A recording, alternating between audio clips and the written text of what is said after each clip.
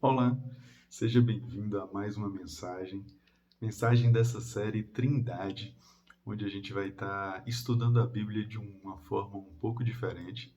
Hoje a gente vai falar sobre a história de Adão e Eva, e Deus me permitiu entender que essa característica triuna, né, essa característica três em um, Pai, Filho e Espírito, ele deixou essa assinatura em várias coisas das quais ele criou, é a assinatura do Criador, bem como nós, corpo, alma e espírito, três instâncias, três esferas que coexistem num único ser, né? Eu pude entender, Deus me fez entender de forma mais clara que a sua palavra também pode ser estudada dessa forma. E à medida que a gente estuda a palavra em faixas, a gente entende que existe profundidade de entendimento, interpretação e compreensão de cada uma dessas histórias. Na história de Adão e Eva, por exemplo, quando a gente analisa de forma mais rasa, ou a primeira leitura, seria a leitura física, a leitura carnal, a leitura literal, bem como está escrito. Quem foi Adão? Adão foi um homem que Deus criou do barro mesmo, bem como está escrito. Eu posso fazer essa leitura, que existiu um homem chamado Adão, uma mulher chamada Eva, que existiu um fruto, não necessariamente uma maçã, mas a gente pode figurar com uma maçã, né? Sendo o Éden poderia ser uma fruta qualquer, que a gente sequer nem exista na Terra, tá? Mas uma fruta vistosa, uma fruta bonita, uma fruta que gera um interesse no olhar, e a maçã representa isso muito bem. A gente pode entender a serpente bem como uma cobra, né? Uma espécie de cobra, porque na verdade fala que após a maldição é que perdeu membros, então talvez um lagarto muito longo, um dragão, mas enfim. Da serpente vamos entender cobra, como está na Bíblia, e o Pai Criador como Deus mesmo, aquele que modela com as mãos e que visita na viração do dia, etc. Essa história literal vai permitir que eu faça uma crítica de Adão e uma crítica de Eva sem participar da história. Ou seja, Adão pecou porque ele não cuidou de Eva, porque ele não passou a mensagem direito, porque ele não vigiou para que ela não errasse, por exemplo. Eva errou porque ela foi de encontro ao fruto e porque ofereceu isso para o marido. Adão falha por aceitar o erro junto com ela, né? Ah, essa seria o primeiro estágio de interpretação. E o fruto, sendo fixo, representa um desejo de saciar ali a carne deles, né? Eu tinha fome, aí peguei, eu tinha desejo por aquilo, então, na vontade de comer, eu fui e peguei. Mas a mensagem primeira é desobediência e a gente olha de fora os desobedientes. Quando a gente vai para a segunda fase de interpretação, que seria a interpretação da alma, eu já consigo me colocar nessa história e eu consigo ver a serpente como uma investida do inimigo, né? O próprio Satanás, o Criador como Deus, Pai, e eu posso estar ocupando o posto de Adão ou o posto de Eva, seja enquanto a parte passiva no pecado ou a parte ativa, né? Eva acabou cedendo ao pecado e Adão foi junto, falhou junto com ela nesse aspecto. Ou Adão, por ser cabeça, o responsável daquilo, primeiro falhou em negligenciá-la e depois em ser conduzido junto com ela. Mas quando eu faço a interpretação da alma, eu já não olho mais Adão e Eva, eu olho eu no local de Adão. Será que eu tenho errado como Adão errou?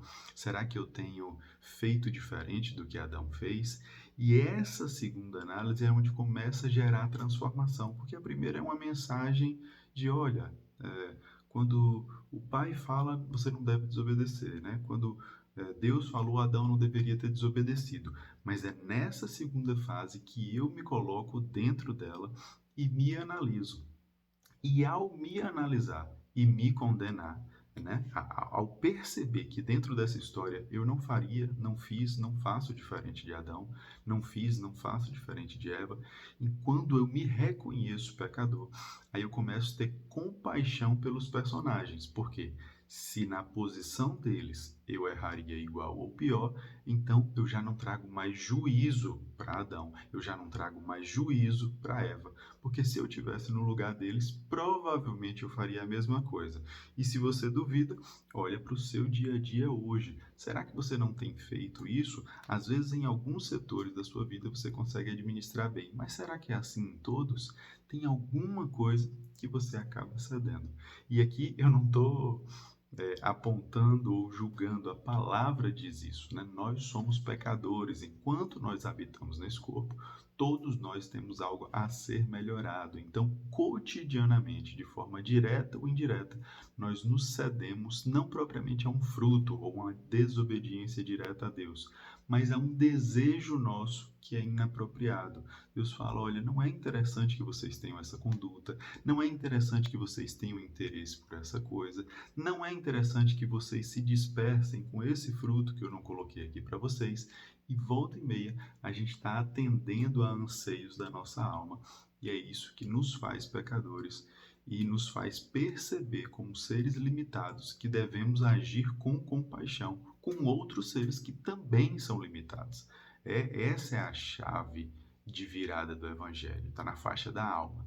Mas quando eu levo essa interpretação para a fase do espírito, ela tem uma mensagem muito mais intensa e mais profunda que vai muito além dos personagens ou até de mim mesmo. Deus continua na figura de Deus, o diabo continua na figura da serpente, mas quem preenche o papel de Adão agora é Cristo. E Cristo, no lugar de Adão, ele tem uma conduta exatamente oposta à de Adão, mesmo dentro da mesma história. Porque Eva representa a igreja. Então, todos nós cristãos estamos ali como Eva nessa história. Então, todos nós, todos os seres humanos estão suscetíveis ao pecado. E Cristo é esse que faz o resgate. Na primeira história, Eva pecou e Adão pecou junto com ela. Mas na história, no nível espiritual, quando a igreja peca, Cristo, que não tinha pecado nenhum, escolheu entrar também nessa conduta de pecado. Escolheu, não na conduta do pecado, né, mas não carregar o fardo do pecado. Eva comeu e estava condenada à morte. Adão falou: bom, se você vai ser expulsa do jardim, se você vai morrer porque comeu o fruto, eu também vou morrer com você. Eu também vou me sacrificar. Eu não vou deixar você só. Então, esse foi o papel de Cristo em amor à igreja. E percebe que ao Cristo morrer, tudo é reestabelecido, tudo volta para o seu lugar. Porque quando essa escolha é consciente e em favor de, a reconstrução existe. Olha que precioso isso. A, a palavra de Deus diz que Adão foi cortado e da costela tirou Eva. A gente pode usar isso de forma literal, imaginar que Deus fez Adão dormir mesmo, botou ali em coma, né? Cortou, tirou a costela, modelou Eva. Essa é a primeira história, a historinha como está escrita lá, a gente entende exatamente assim e mostra o poder de Deus, a criação, mostra que um foi tirado do outro. Quando eu olho na faixa da alma, eu sou Adão, eu sou marido, e Deus tira da minha costela a minha esposa, ou seja, a minha esposa é um produto daquilo que eu sou. Percebe? Eu me avaliando enquanto homem, enquanto cristão, enquanto esposo, devo ter uma conduta de modo que eu construa a minha esposa, a minha mulher, porque ela vai ser tirada de mim. Mas quando eu olho no nível do espírito, aí Cristo foi cortado aqui quando crucificado, né? Ele foi furado, ele foi rasgado aqui na altura da costela e saiu água e sangue, saiu redenção, saiu água viva, né? Dali brota a igreja. É no dormir de Adão, é na morte de Cristo, é nesse corte lateral que a igreja sai.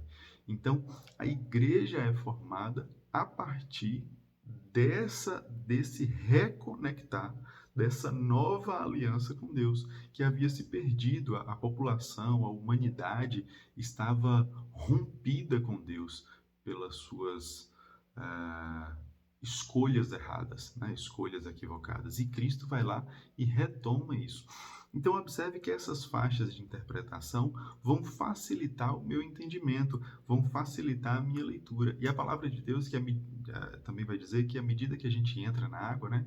Tem um texto que fala sobre água nos artelhos, que seria tornozelos, depois joelhos, cintura, e então eu mergulho. À medida que eu vou entrando numa água, eu vou desfrutando mais dela, né? Eu vou ficando mais leve também e eu vou perdendo o controle naturalmente das coisas. Então eu vou me deixando levar por essa água. Quando a gente começa a leitura bíblica, a gente só tem a interpretação literal no primeiro momento, que seria água nos tornozelos. Mas à medida que a gente aprofunda um pouco mais na história, a gente vai se identificando com a história.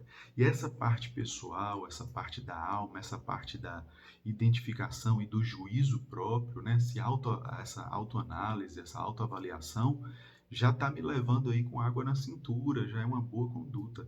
Mas quando eu olho essa interpretação espiritual, esse nível mais profundo da palavra, eu vou entender coisas incríveis e sobrenaturais, eu vou entender o tamanho do poder de Deus, a maestria dele ao criar o ser humano, ao criar o universo, ao criar nossas histórias.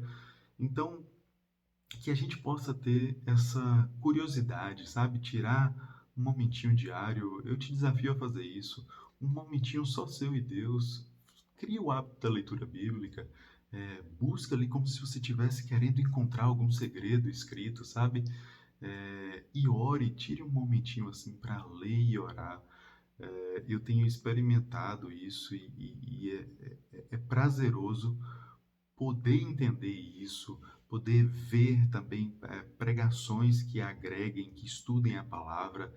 É, é incrível a maneira que os nossos olhos são abertos para a palavra. E à medida que isso acontece, é inevitável a transformação. É inevitável a mudança de mente, de consciência e de importância do Evangelho. É, é esclarecido tudo. Então, por mais que eu quero gravar cada vez mais mensagens aqui, e é uma das horas mais satisfatórias do meu dia, com toda certeza, mas experimente fazer isso. E compartilhe aqui embaixo o que você achou dessa mensagem, se você percebeu mais algum elemento. Uma coisa muito bacana também, eu acabei não citando, é a questão do fruto, né? O fruto físico, no primeiro momento, ele representa um objeto de desobediência, né? Eu quero morder aquilo ali. Num segundo momento, ele já é um objeto de desejo da alma, não é propriamente palpável. Às vezes a gente desobedece só com o interesse de fazer alguma coisa. Mas no terceiro estágio do espírito, ele é o pecado, é a mancha, é a marca do pecado. E Cristo encarou o pecado sem ter cometido, sem ter desejado pecar. Ele comeu aquilo como se fosse amargo, mas ele engoliu, sabe? Ele falou: olha, essa coisa podre que vocês comeram, eu não comeria, mas eu vou engolir por vocês, para salvar vocês. Então, que a gente possa ter esse entendimento e essa gratidão, essa autocrítica e essa análise no sentido de nos construir cada vez melhores. Se gostou, compartilha, leve essa mensagem para mais alguém. Fique ligado que a gente vai estudar mais algumas histórias bíblicas em 3 estágios de interpretação. E vocês vão ver que a Bíblia traz muito mais mensagem do que a gente está acostumado a ver. E é muito mais organizada e arquitetada do que a gente pode imaginar. O Criador pensou em cada detalhe e inspirou cada palavra das Escrituras. Deus abençoe o seu dia.